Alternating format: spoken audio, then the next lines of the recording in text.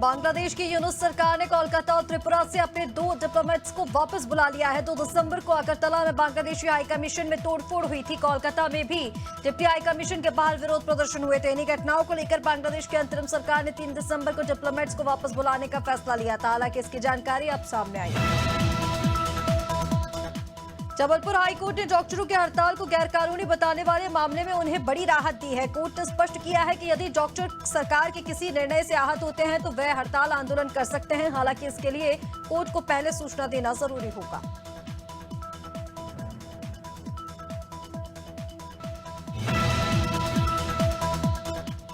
Madhya Pradesh high court ने नर्मदा बचाओ आंदोलन की याचिका पर राहतकारी आदेश दिया है। कोर्ट ने ओमकारेश्वर बांध के डूब प्रभावित क्षेत्र के किसानों के वयस्क पुत्रों को मुआवजा देने पर विचार किए जाने का आदेश दिया। हाईकोर्ट ने इसके लिए सरकार को 2 महीने का समय दिया है।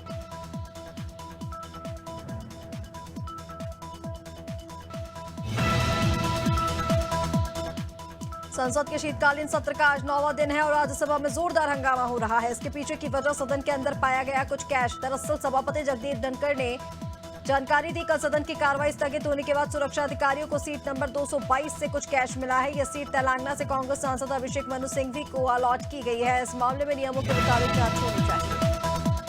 बस्तर ओलंपिक्स के समापन समारोह में शामिल होने केंद्रीय गृह मंत्री अमित शाह 14 दिसंबर को छत्तीसगढ़ आएंगे। मुख्यमंत्री विष्णुदेव साय ने बताया कि केंद्रीय मंत्री को आयोजन में शामिल होने के लिए आमंत्रित किया गया है। दिल्ली और महाराष्ट्र दौरे से लौटे मुख्यमंत्री विष्णुदेव साय ने मीडिया से चर्चा के दौरान ये जानकारी दी।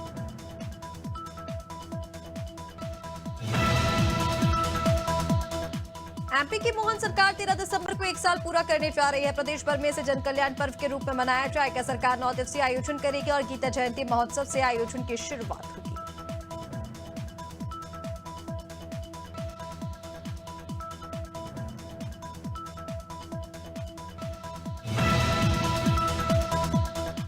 मध्य प्रदेश में अब नगर पालिका और नगर परिषद अध्यक्षों का चुनाव जनता सीधे करेगी। यानी कि 2027 में होने वाले नगर पालिका और नगर परिषद के चुनाव में अध्यक्षों का चुनाव पार्षद नहीं करेगी। डॉक्टर मोहन यादव सरकार एक बार फिर नगर पालिका एक्ट में बदलाव करने जा रही है। इसका ड्राफ्ट नगरीय विकास और आवास विकास तैयार कर रहा है। यदि ऐसा हुआ तो एमपी में सभी निकायों के चुनाव प्रत्यक्ष प्रणाली से होंगे। सीएम डॉक्टर मोहन यादव ने देर रात ईदगाह हिल्स के जवाहरलाल नेहरू कैंसर अस्पताल का जायजा लिया और वहां कई मरीजों से मुलाकात कर उनका हालचाल जाना। उन्होंने डॉक्टर्स को बेहतर व्यवस्थित इलाज के निर्देश दिए। सीधी जिले की तारा पांडे इलाज के लिए अस्पताल में भर्ती हैं। आर्थिक रूप से कमजोर होने के कारण सीएम ने शासन की ओर से इलाज के लिए भुगतान का आश्वासन दिया। एमपी के सभी जनजातीय विकासखंडों में एकलव्य मॉडल आवासीय स्कूलों की स्थापना की जाएगी। वर्तमान में 50 विद्यालय संचालित हो रहे हैं, जबकि 8 और स्कूलों के भवन निर्माणाधीन है। प्रदेश में कुल 79 जनजातीय विकासखंड हैं, जिनमें से 50 में एकलव्य मॉडल आवासीय विद्यालयों का संचालन किया जा रहा है। 8 अन्य ट्राइबल ब्लॉकों में स्कूलों के नए भवन का निर्माण कार्य स्वीकृत हो चुका है।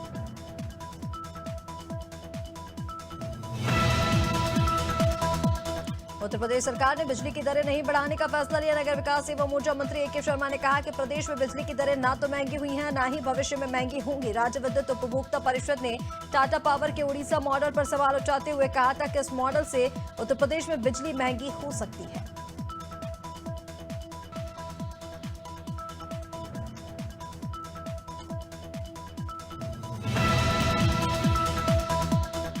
मध्य प्रदेश के तीर्थ यात्रियों के लिए आईआरसीटीसी के जरिए भारत गौरव पर्यटन ट्रेन का संचालन किया जा रहा है, जो 21 जनवरी 2025 को इंदौर शहर से महाकुंभ पुण्य यात्रा के लिए रवाना होगी। ये ट्रेन इंदौर, देवास, उज्जैन से रानी कमलापति होते हुए गुजरेगी, जहां से यात्री इस ट्रेन पर सवार हो सकेंगे। 5 रातों और 6 दिनों की इस यात्रा में प्रयागराज, वाराणसी और अयोध्या के दर्शन। ग्वालियर में क्राइम के मामले बढ़ते जा रहे हैं। ताजा मामला यूनिवर्सिटी थाना क्षेत्र से सामने आया, जहां पुलिस चौकी से चंद कदम की दूरी पर 2 पक्षों में विवाद के बाद जमकर मारपीट हुई। इस घटना का वीडियो सोशल मीडिया पर वायरल हुआ, जिसके बाद पुलिस ने मामले में संज्ञान लेते हुए दोनों पक्षों को थाने बुलाया। घटनाक्रम के संबंध में पूछताछ की। फिलहाल पुलिस मामले की कार्रवाई कर रही है। कोरबा के पाली थाना क्षेत्र में पति ने पत्नी को बेरहमी से पीट कर मौत के घाट उतार दिया। बता दें कि पति को पत्नी के चरित्र पर शंका थी। इसके चलते दोनों के बीच में विवाद होता रहता था। 3 दिन पहले गुस्से में आकर आरोपी पति ने पत्नी को डंडे से जमकर पीटा, जिससे उसकी मौत हो गई। इस मामले में पुलिस ने आरोपी पति को गिरफ्तार कर लिया है।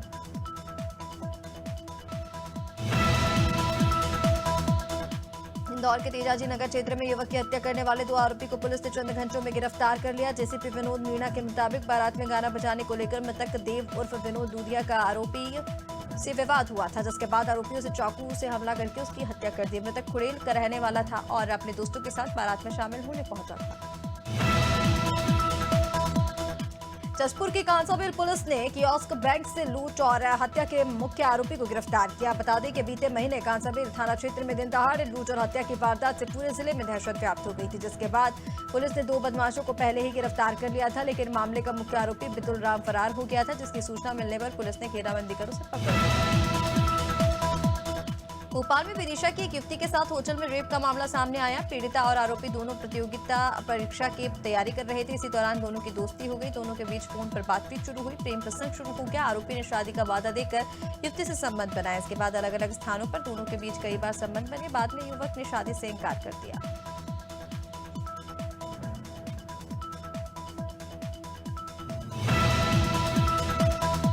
भोपाल में 9 साल की बच्ची से छेड़छाड़ का मामला सामने आया। घटना बागसेवन थाना इलाके की है। पुलिस के मुताबिक बच्ची खेलने के लिए टाउनशिप से बाहर गई थी। शाम का टाउनशिप लौटी तो गार्ड ने अंगुली बायोमेट्रिक डिवाइस से लगाने के बहाने बच्ची को बैक टच किया। इधर घटना के बाद घबराई बच्ची ने परिजन को घटना की जानकारी दी। पुलिस ने आरोपी गार्ड को गिरफ्तार कर लिया है।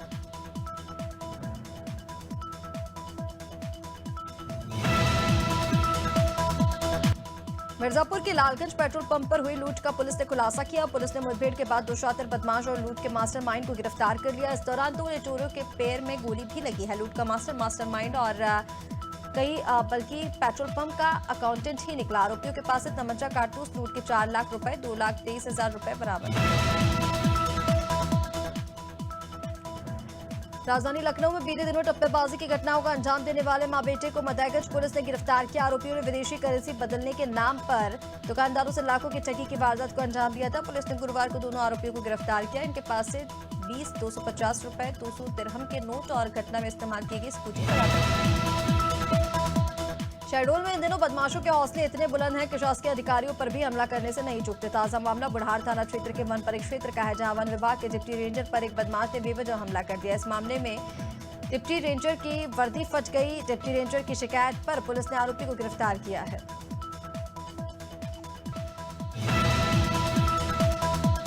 मध्य प्रदेश के इंदौर और धार जिलों में आयकर विभाग ने कई ठिकानों पर एक साथ छापेमारी की। आयकर विभाग की टीम ने मनावर, राजगढ़, देवालपुर सहित इंदौर में 15 से ज्यादा कारोबारियों के 30 से अधिक ठिकानों पर छापामार कार्रवाई की। इस दौरान 3 से 4 करोड़ रुपए नकद बरामद हुए हैं। पहले ही दिन बैंक लॉकर्स की छानबीन भी की गई।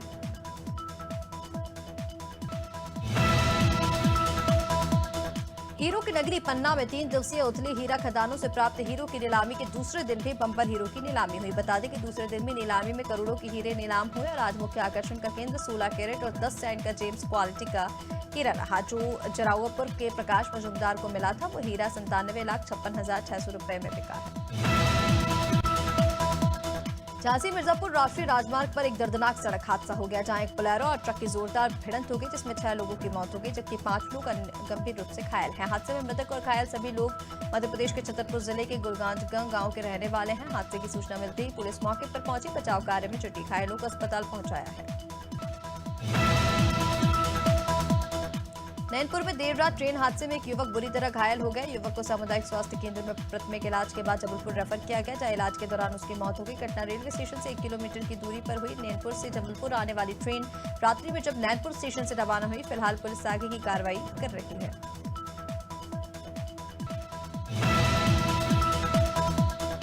कासगंज के गंज डुंडवारा कस्बे में अतिक्रमण को लेकर पुलिस प्रशासन और नगर पालिका ने कड़ा रुख अपनाया है। देर शाम पटियाली एसडीएम और क्षेत्राधिकारी राजकुमार पांडे ने पैदल गश्त किया। साथ ही मेन मार्केट और आबादी वाले क्षेत्रों में अतिक्रमण हटाने को लेकर चेतावनी दी। उन्होंने कहा कि यदि अतिक्रमण जारी रहा तो संबंधित दुकानदारों को भारी चालान जमा करने होंगे। रायगढ़ कलेक्टर कार्तिकेय गोयल पंचरी प्लांट स्थित बाल संप्रेक्षण गृह में आयोजित स्किल डेवलपमेंट प्रोग्राम के समापन दिवस में शामिल हुए। इस दौरान कलेक्टर गोयल ने बाल संप्रेक्षण गृह का अवलोकन किया, सुविधाओं की जानकारी ली और प्रशिक्षण में सफल बच्चों को प्रमाण पत्र का वितरण किया। वहीं बच्चों ने भी अपने प्रशिक्षण के अनुभव को साझा किया।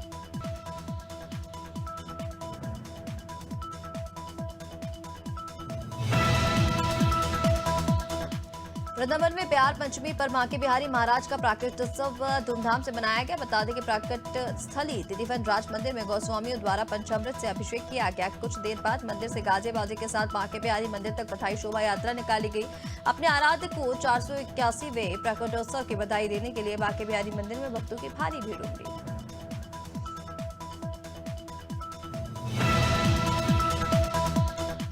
हफ्ते के आखिरी कारोबारी दिन आज शेयर बाजार में फ्लैट कारोबार है। सेंसेक्स 50 अंक की तेजी के साथ 81,820 के स्तर पर कारोबार कर रहा है। निफ्टी में भी 10 अंक की तेजी है, ये 24,710 के स्तर पर कारोबार कर रहा है। सेंसेक्स के 30 शेयरों में से 14 में तेजी, 16 में गिरावट। निफ्टी के 50 शेयरों में से 28 में तेजी और 22 में गिरावट है।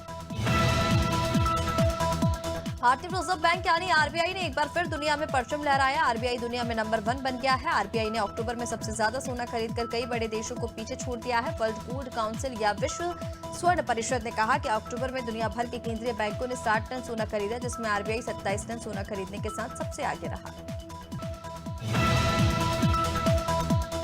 भारतीय रिजर्व बैंक ने लगातार 11वीं बार ब्याज दरों में बदलाव नहीं किया। सेंट्रल बैंक ने ब्याज दरों को 6.5% पर जस का तस रखा है, यानी लोन महंगे नहीं होंगे और आपकी ईएमआई भी नहीं बढ़ेगी। आरबीआई ने आखिरी बार फरवरी 2023 में दरें 0.25% बढ़ाकर 6.5% की थी। 4 दिसंबर से चल रही मॉनेटरी पॉलिसी कमेटी की बजाज ऑटो ने अपनी सीएनजी बाइक फ्रीडम में 125 की कीमत में 10,000 रुपए तक की कटौती की है। बाइक का बेस ड्रम वेरिएंट 5 और mid spec drum LED variant 10,000 रुपए सस्ता हो गया है। वही टॉप वेरिएंट की कीमत अभी भी 1,10,000 रुपए की रखी गई है। कीमत में कटौती के बाद इसकी कीमत 79,997 से 1,10,000 वर्ल्ड चेस चैंपियनशिप में फाइनल में गुकेश और चीन के टिंग लेरेन का मैच किंग वर्सेस किंग पर ड्रॉ रहा। ये 9वें राउंड का मैच था। गुरुवार रात को खेले गए मुकाबले में 54 चाल के बाद दोनों खिलाड़ी ड्रॉ पर सहमत हुए। 32 साल के चीन ग्रैंड मास्टर लेरेन ने पहला मुकाबला जीता था, जबकि 18 साल के भारतीय ग्रैंड मास्टर गुकेश तीसरी बार। चैंपियंस ट्रॉफी हाइब्रिड मॉडल में होगी और तय समय पर ही होगी। पाकिस्तान भी 2 देशों में होस्टिंग के लिए मान गया है। भारत और पाकिस्तान के बीच ग्रुप मैच 1 मार्च को दुबई में हो सकता है। यूएई में ही भारत अपने सभी मैच खेलेगा और यहाँ 2 नॉकआउट मैच भी होंगे। जानकारी के अनुसार वेन्यू के लिए आईसीसी ने दुबई में मीटिंग रखी थी। इस मीटिंग में वेन्यू फाइनल हुआ। नवंबर के ICC player of the month award की रेस में भारत के जसप्रीत बुमराह का नाम जोड़ा गया। उन्होंने ऑस्ट्रेलिया के खिलाफ पर्थ टेस्ट में 8 विकेट लिए थे। बुमराह के साथ पाकिस्तान के हारिस रऊफ और साउथ अफ्रीका के मार्को यानसन भी नॉमिनेट हुए हैं।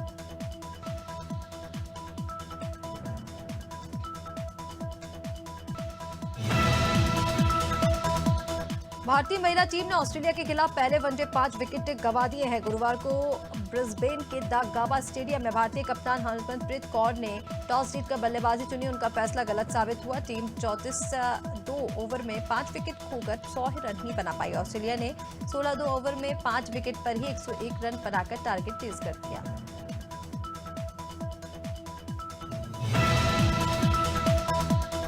हैदराबाद में फिल्म पुष्पा 2 की स्क्रीनिंग के दौरान भगदड़ चलते एक महिला की मौत हो गई है। इस मामले में पुलिस ने एक्टर अल्लू अर्जुन थिएटर और सिक्योरिटी एजेंसी पर गैर इरादतन हत्या का केस दर्ज किया है। दरअसल अल्लू अर्जुन बुधवार रात बिना बताए संध्या थिएटर में फिल्म की स्क्रीनिंग के लिए आए थे। थिएटर के बाहर इकट्ठा हुए फैंस अल्लू अर्जुन से मिलने के लिए उतावले हो गए।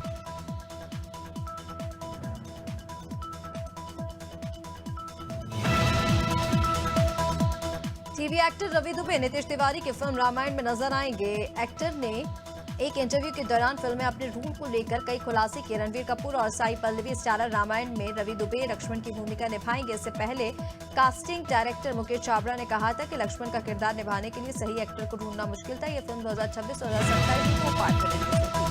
बॉलीवुड एक्ट्रेस सोनाक्षी सिन्हा ने इसी साल 23 जून को जाहिर इकबाल से शादी की थी। हाल ही में एक्ट्रेस ने अपनी शादी का एक वीडियो शेयर किया। सोनाक्षी ने अपने यूट्यूब चैनल पर ये behind the scene video share किया और लिखा कि अपनी शादी के जो वीडियो और फोटोज देखे उसके पीछे सच कुछ और था।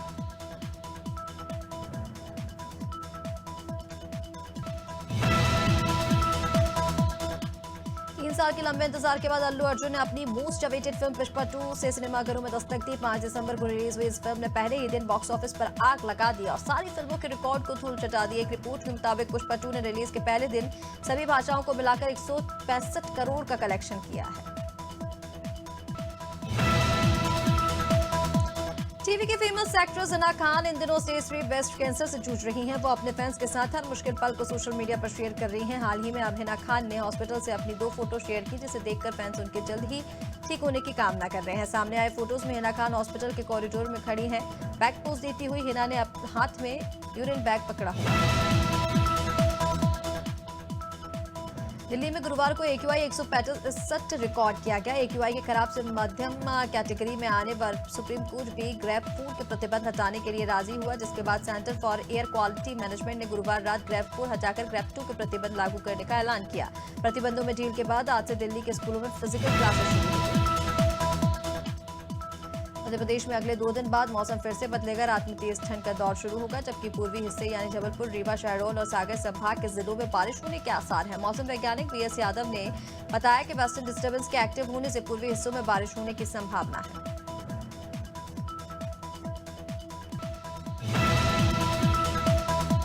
राजस्थान में उत्तरी हवाओं का प्रभाव बढ़ने के साथ ही तापमान नीचे आ गया है। इसके चलते गुरुवार को Sikar hill station mount Abu से भी ज्यादा ठंडा रहा। यहां मिनिमम तापमान 6 डिग्री सेल्सियस दर्ज हुआ, तो वहीं अब उत्तरी राजस्थान के हनुमानगढ़, गंगानगर के एरिया में 8 से 9 दिसंबर को कहीं कहीं बादल छा सकते हैं। इसके साथ ही दिसंबर के दूसरे सप्ताह के मध्य में सर्दी और तेज होने की संभावना। छत्तीसगढ़ में मौसम का मिजाज फिर बदलने वाला है। 8 दिसंबर को वेस्टर्न डिस्टर्बेंस के कारण 16 जिलों में बारिश के आसार हैं। बंगाल की खाड़ी से जा रही नमी के कारण बस्तर संभाग के जिलों में कल से पानी बरस सकता है। वहीं सरगुजा संभाग के जिलों में मौसम ड्राई रहेगा, जिससे न्यूनतम तापमान में गिरावट का दौर जारी रहेगा। मौसम में एक बार फिर बदलाव देखने को मिल रहा है। यूपी में बुधवार रात को बरेली सबसे ठंडा रहा। यहाँ का न्यूनतम तापमान 9.6 डिग्री सेल्सियस रिकॉर्ड किया गया। गोरखपुर दूसरे नंबर पर ठंडा शहर रहा। यहाँ का न्यूनतम तापमान 11 डिग्री रहा।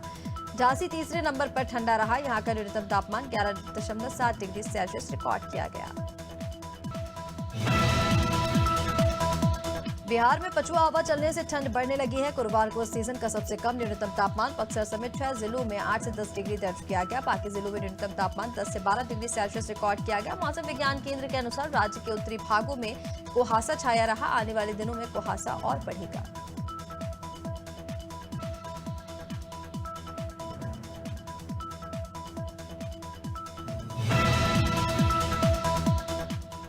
झारखंड के मौसम में एक बार फिर बदलाव देखने को मिलेगा। वेस्टर्न डिस्टर्बेंस की वजह से राज्य के कुछ जिलों में बारिश संभावना जताई गई है। वहीं कई जिलों में बादल छाए रहने का पूर्वानुमान किया गया है। मौसम विभाग की ओर से बताया गया है कि 8 और 9 को बारिश हो सकती है। 8 नवंबर को 7 जिले में बारिश होगी, जबकि अन्य जिलों में कुहासा और बादल छाए रहेंगे।